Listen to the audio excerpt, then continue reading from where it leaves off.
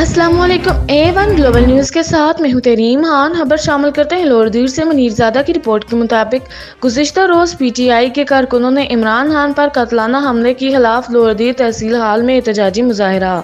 ملک کے دوسرے حصوں کی طرح لوردیر تحصیل ہال میں بھی سابق وزیر اعظم تحریک انصاف کے چیئرمین عمران خان پر قاتلانہ حملے کے خلاف احتجاجی مظاہرہ ہوا۔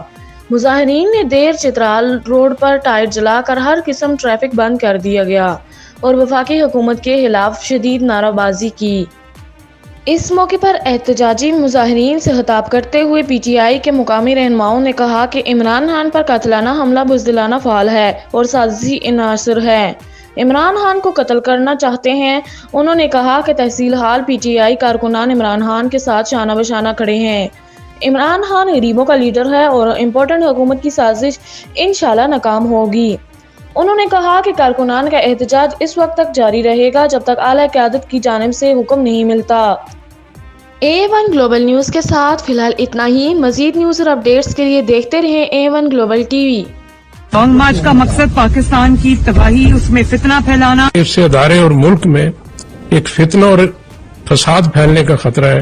یہ اس ملک کو فتنہ اور فساد سے دوچار کرنا چاہتا ہے۔ اس فتنے کا سر ابھی کچلنا چاہیے۔ یہ لوگوں کو گمراہ کر رہا تھا عمران خان۔